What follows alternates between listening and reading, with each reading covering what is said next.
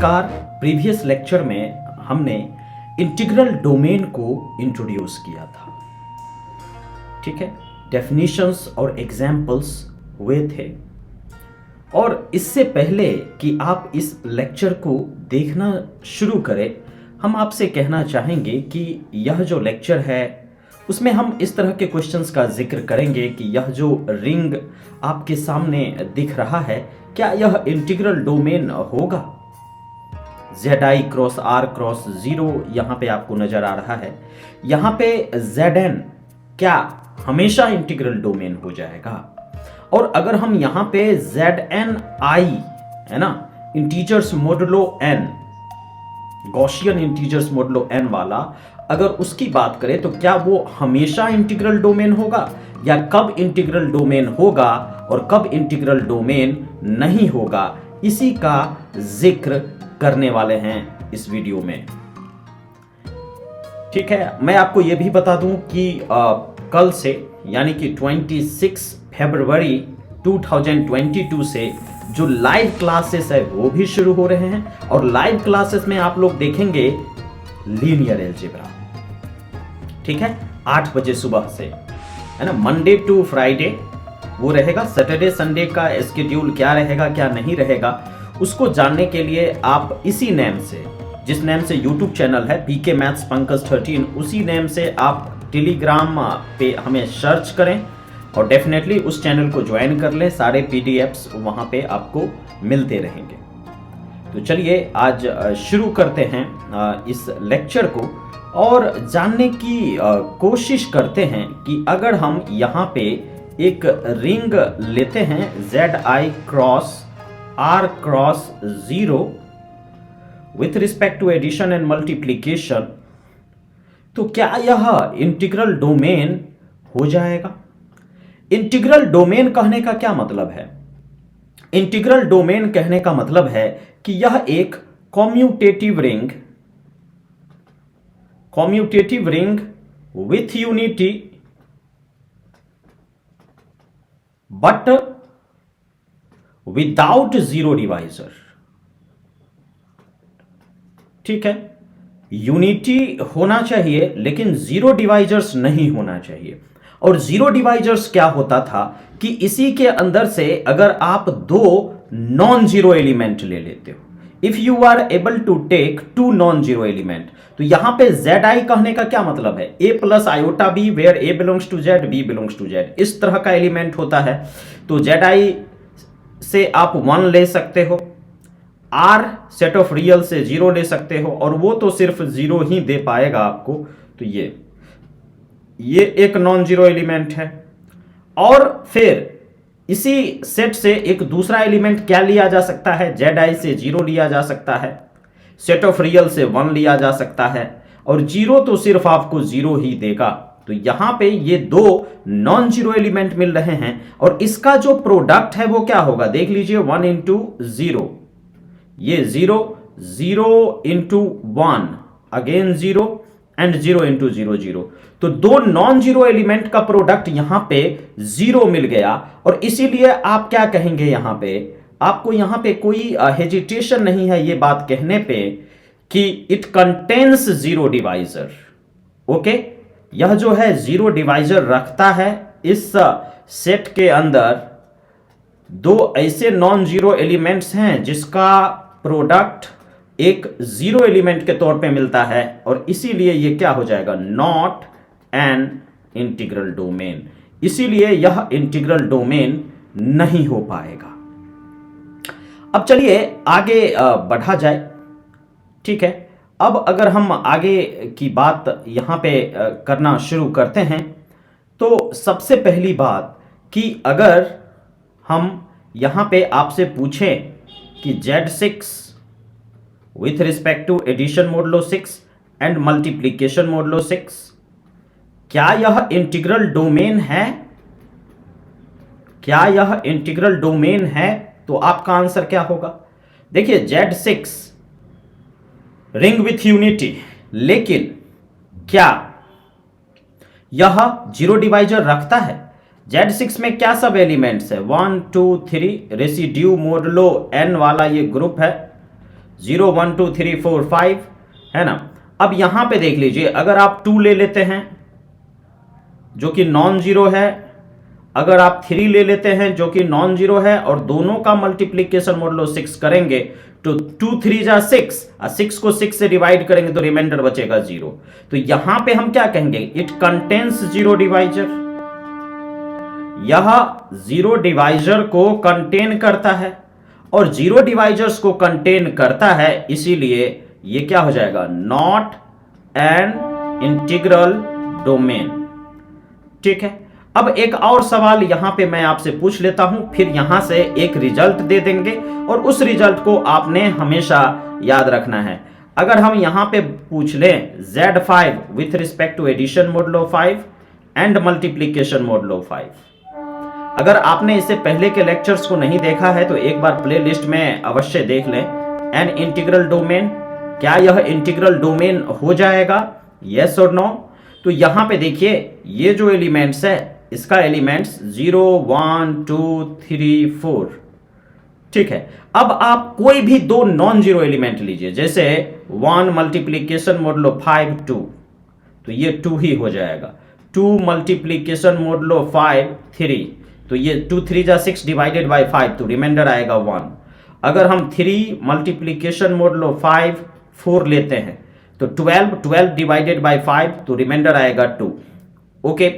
उसके बाद अगर हम यहां पे कुछ भी दो नॉन जीरो का प्रोडक्ट लेते हैं, आप कोई भी दो नॉन जीरो का प्रोडक्ट लेके यहां पे देख सकते हो, जैसे 2 मल्टीप्लीकेशन 5 4, तो ये क्या हो जाएगा, 8 डिवाइडेड बाय 5 3। तो कभी भी दो नॉन जीरो का प्रोडक्ट कभी भी जीरो नहीं आ रहा है। If we have a non zero, B non zero, then in this structure you can see a into b is not equals to 0, तो a into b not 0 आ रहा है। इसका मतलब क्या है कि इसके पास नो जीरो डिवाइजर्स, इसके पास कोई जीरो डिवाइजर्स नहीं है, नो जीरो डिवाइजर्स, इसके पास कोई जीरो डिवाइजर्स नहीं है, और इसीलिए यह क्या हो जाएगा, इंटीग्रल डोमेन हो जाएगा, इसीलिए यह इंटीग्रल डोमेन हो जाएगा। So yes, it is an integral domain. तो अब आप यहां पे कहेंगे कि भैया Z6 जो था वह इंटीग्रल डोमेन नहीं हुआ, लेकिन Z5 ये इंटीग्रल डोमेन हो गया, तो आखिर क्या रीजन है, what is the reason behind it? So here is a result. ठीक है, इस रिजल्ट को आपने हमेशा याद रखना है, इसको मैं प्रूफ भी कर देता हूं। रिजल्ट क्या है, तो वो है Zn is an integral domain. ठीक है, Zn जो है एक इंटीग्रल डोमेन हो जाएगा if and only if n is equals to p where p is prime.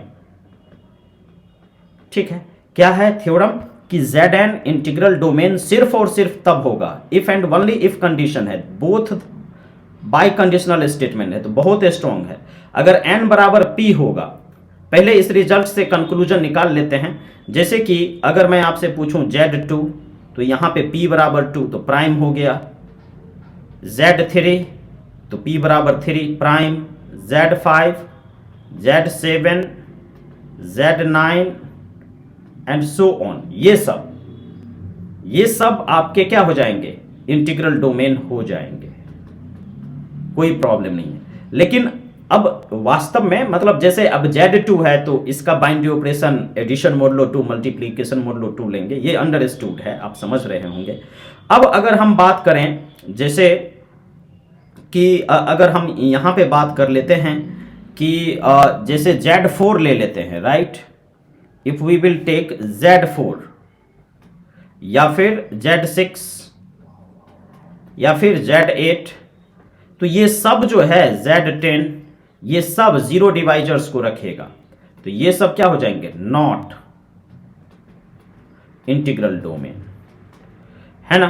क्योंकि जैसे Z6 है तो 2 इंटू 3, 2 और 3 इसका एलिमेंट है, उसका प्रोडक्ट हो जाएगा 0। 4 इंटू 2 8, 4 और 2 दोनों Z8 के एलिमेंट्स है, उसका प्रोडक्ट 0, तो दो नॉन जीरो का प्रोडक्ट 0 आ रहा है। तो ये सब जो है जीरो डिवाइजर्स को रखेगा, तो जीरो डिवाइजर्स को रखा तो इंटीग्रल डोमेन नहीं हुआ, ये सब जीरो डिवाइजर्स को नहीं रखा तो इंटीग्रल डोमेन हो गया। ठीक है, तो ये कंक्लूजन है, लेकिन अब इसका प्रूफ करना है। अब यहां से क्या करना है कि to prove that Zn is an integral domain, we have to prove what? Zn is an integral domain if and only if n is equals to p। सिर्फ और सिर्फ तब जब n क्या होगा? p के बराबर होगा। तो सबसे पहले हम क्या करते हैं, इस कंडीशन में हम प्रूफ करते हैं कि सबसे पहले हम दोनों ही तरफ से प्रूफ करना है। तो first of all we will take what? Yes, we will take n is equals to p। Let n is equals to p। हमने यहां पे n बराबर p ले लिया। देन टू शो zp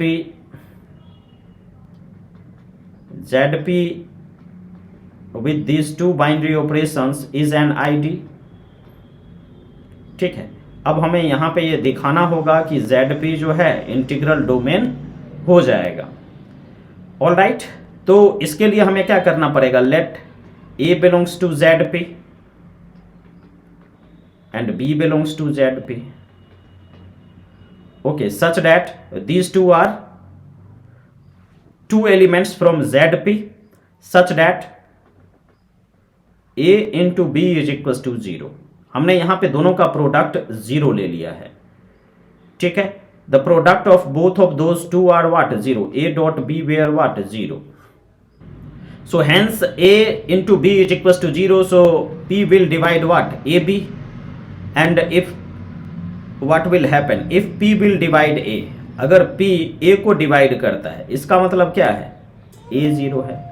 और अगर if P does not divide से, अगर P A को डिवाइड नहीं करता है, then GCD of P and A is equals to 1। और उसके बाद क्या होगा? क्योंकि ये दोनों P और A को प्राइम हो जाएंगे, तो P किसको? B को डिवाइड करेगा, और P अगर B को डिवाइड करेगा तो यहां से B 0 हो जाएगा। तो यहां से क्या क्लियर हुआ कि if A into B is equal to 0, इसका मतलब है कि either A is equal to 0 और B इज इक्वल टू 0। तो क्या 0 डिवाइजर को रखा, तो यहां से हम क्या कह सकते हैं? It does not contains 0 divisor. It does not contain 0 divisor, क्योंकि दोनों का प्रोडक्ट 0, तो दोनों में से कोई एक 0। Does not contain 0 divisor,